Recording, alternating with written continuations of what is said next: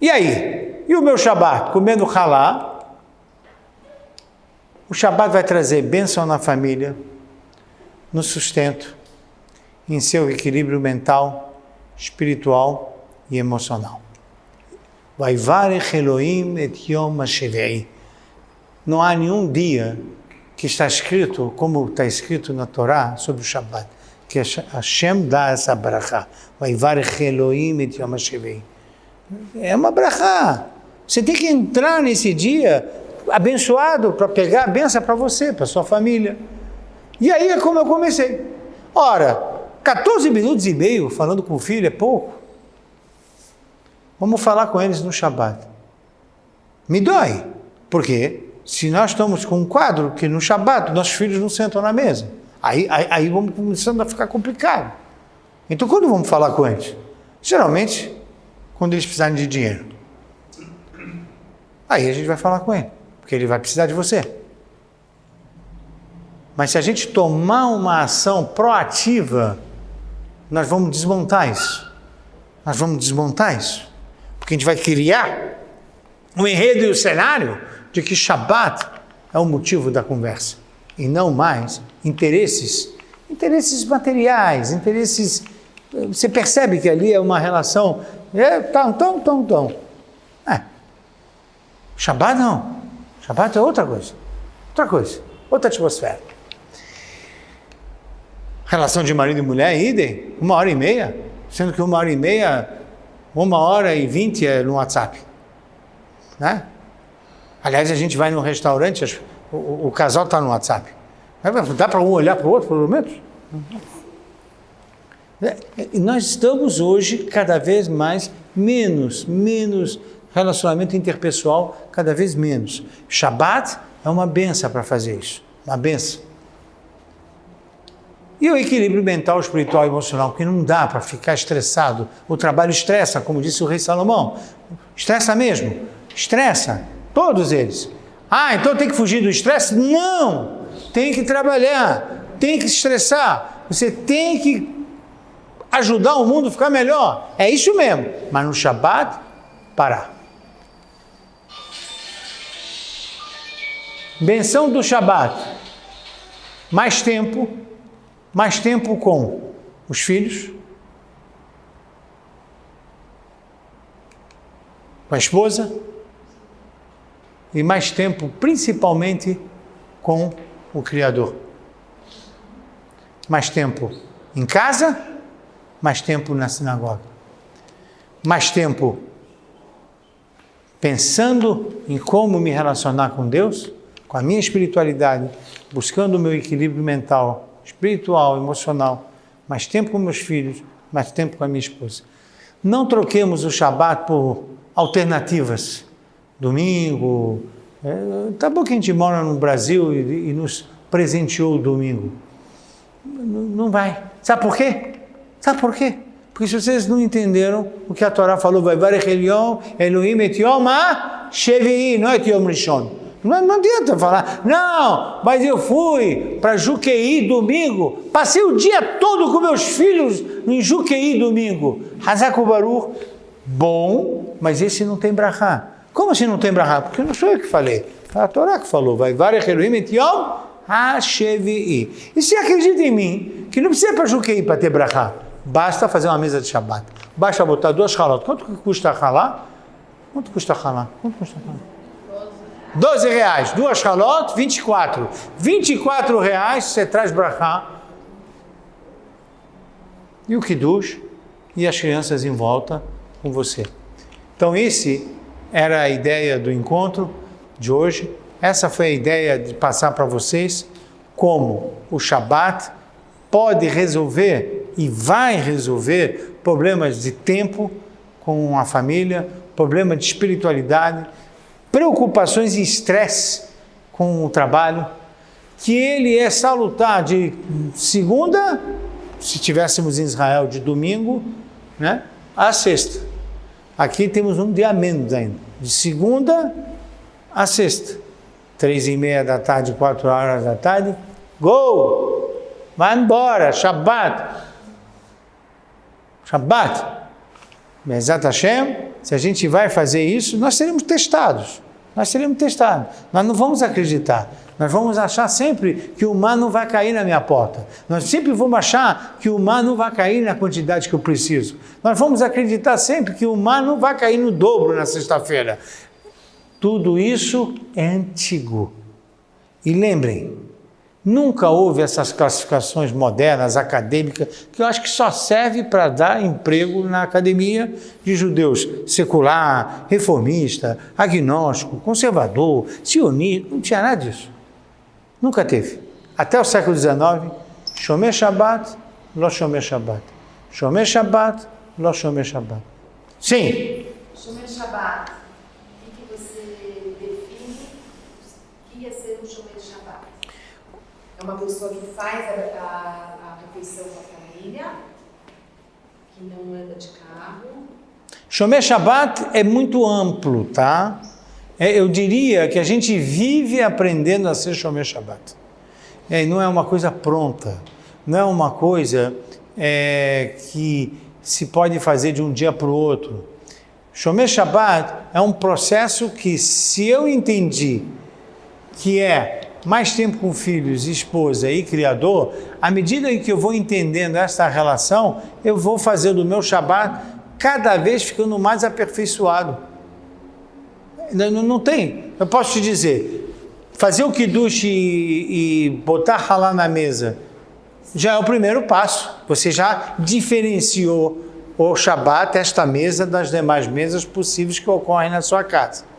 A família está reunida, você já fez, né? Já está começando a engatinhar bem. Mas tem mais coisa. Por exemplo, você precisa ver o Criador. Aonde eu vejo o Criador? Na sinagoga. Eu posso levar o Criador à minha casa, óbvio. Como? Falando da Paraxá com meus filhos. Isso é incrementar o Shabat. Eu vou ensinar músicas do Shabat. Então eu vou cantar na mesa do Shabat com a minha família. Você está cada vez mais fazendo o Shabat. Aí quando você fala de não andar de carro, não ligar a luz, não cozinhar no Shabat, deixar a comida pronta, são outros adendos que faz o enredo do Shabat. Mas isso não dá para fazer um Shabat para o outro. Isso é um processo, né? Um processo de envolvimento com o Shabat, compreensão do Shabat. Mas tudo isso que você falou não para. Se você me perguntar se o meu Shabat hoje é igual ao da semana passada, não vai ser. Alguma coisa eu vou inventar para esse Shabat ficar diferente, né? É claro, porque se a gente ficar fazendo as mesmas coisas, a probabilidade é que em 10 anos eu faço menos coisa. Essa é a regra. Se eu faço a mesma coisa que sempre, vai cair. Se não cair na tua geração, cai na geração que vem. Vai cair, porque não dá. Você tem que crescer, crescer, crescer. Eu não vejo nada de diferente que a gente faz no mundo acadêmico, no mundo físico, esportivo, do que no mundo espiritual. Você tem que pegar a perfeição. Então, se você tem que pegar a perfeição, como é que pega? Fazendo um trabalho constante. Não pode parar também na espiritualidade. O Shabat é um investimento.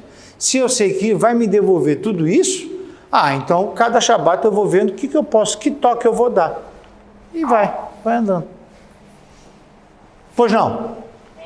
Fazendo uma pergunta como a da última, quando você fala que a gente planta e escolhe para as crianças, e quando a gente já também, assim, por exemplo, na nossa casa, igual você estava falando, não sou Shomer Shabbat, mas eu faço muita coisa. Aí, então você já é. Sim. Você está andando. Sim, mas aí assim, os filhos pedem mais do que você já faz.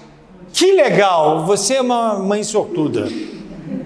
Aproveite isso, olha, não, escuta, aproveite esse momento, porque eles não vão pedir sempre.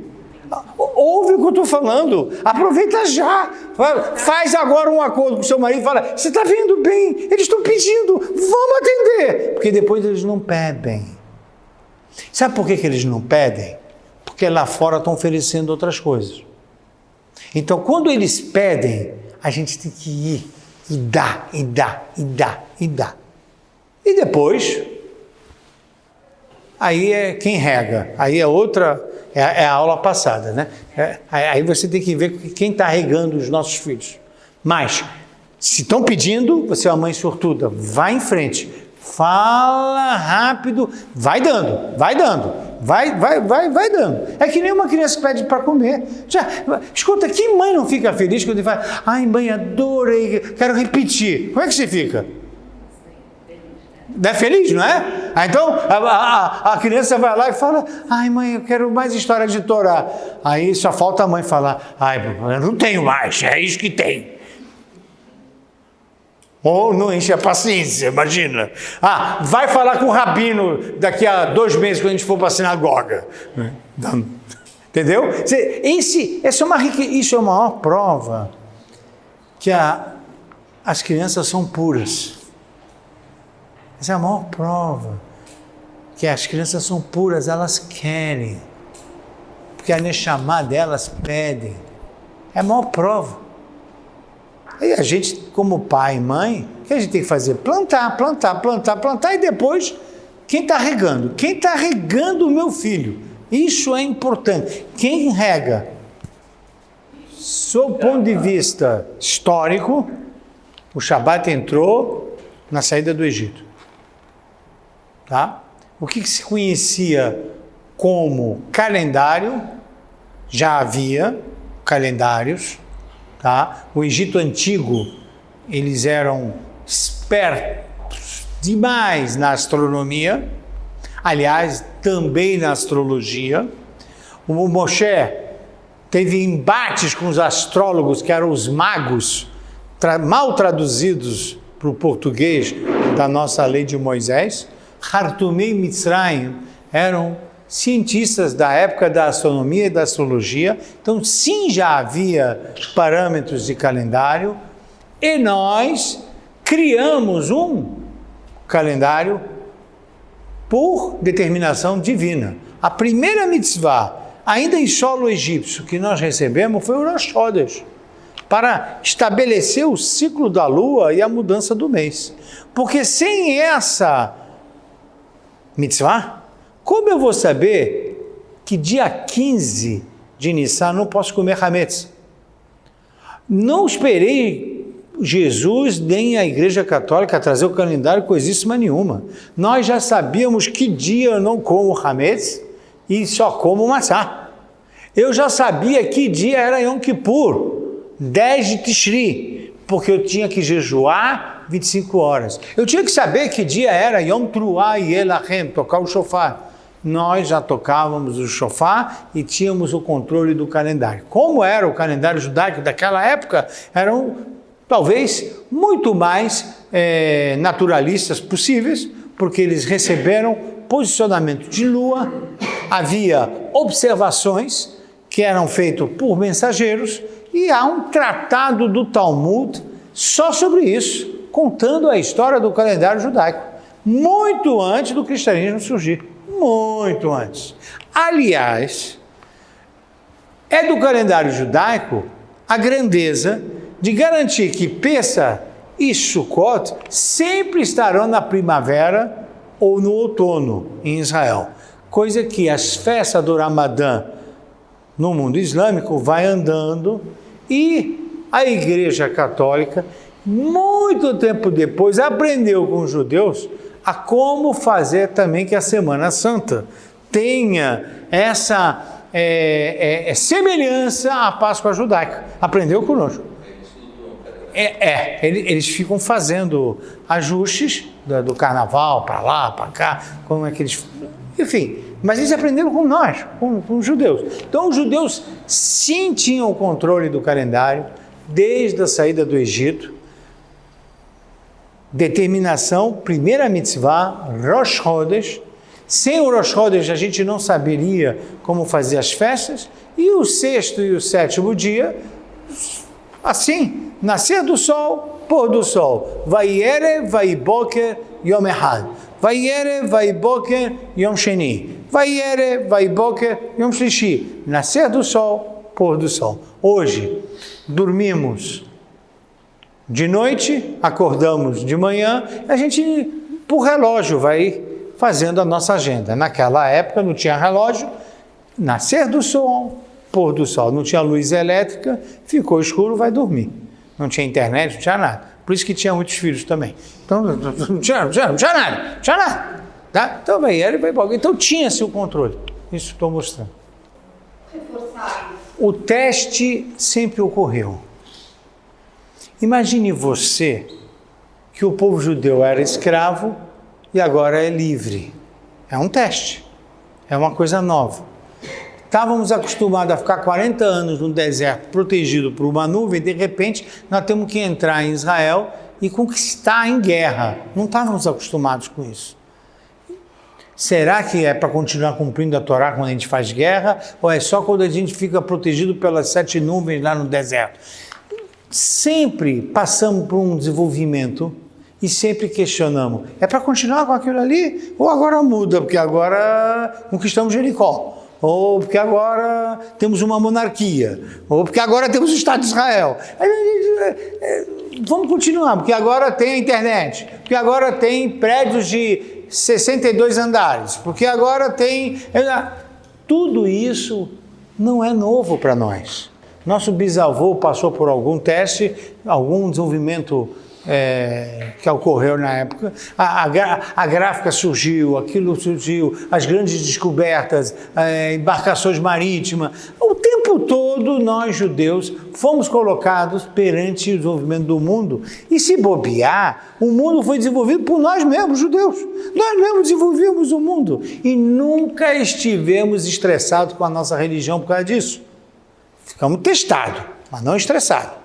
A gente era testado. Puxa, e agora? E agora a gente vai dar um jeito. Continua sendo judeu e continua desenvolvendo o mundo. Ponto. Tudo que você está passando, também. Eu estava me lembrando hoje, contando para uma menina, né, que está fazendo mestrado, e aí eu falei para essa menina, mestrado, que legal, parabéns e tal. Amigo, como é que foi? Olha, eu me lembro do meu doutorado, que eu ia com 2 livros. O pessoal me chamava, está chegando lá o Samuca dos 2 livros. Sabe por que eu ia com 2 livros? Pasmem. Porque até eu explicar que eu não dava a mão para as mulheres. Aí eu estava com as mãos ocupadas. Não, estou falando sério. Aí você fala, você é biruta? Não. Eu não sou biruta. Eu tinha que fazer o PhD, mas eu tinha que dar um jeito no preceito. Como é que eu fiz? Eu vi com os 2 livros. Como vai? Aí no belo dia botei os 2 livros e falei, pessoal, deixa eu falar uma coisa. De acordo com o meu preceito, assim. Depois que eles viram que eu era normal, né? Que eu falava de Rousseau, que eu falava, né, de todos os grandes pensadores, e aí ele fala, esse cara é normal, apesar do tamanho da kippá e tal, e que carregava 2 livros estranhos, né?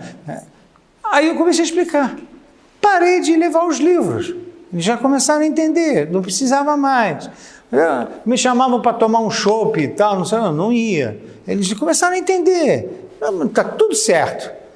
Então, nós somos testados? Somos, mas não fomos as primeiras vezes testados. Todo o desenvolvimento do mundo, nós judeus fizemos parte desse desenvolvimento, mas nunca viramos de costas para Deus por causa desse desenvolvimento.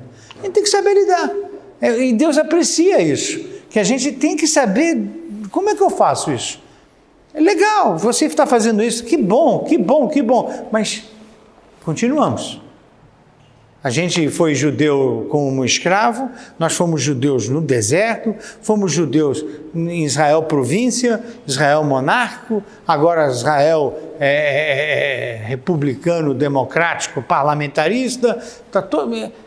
E as crises continuam. Mas isso era antigamente, agora a gente tem um Estado independente, não é bem assim. Não é verdade.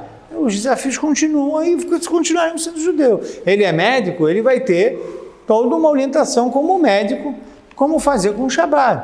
Então, a lei do Shabat para médico está muito clara, ele vai ter que fazer o que tem que fazer como médico.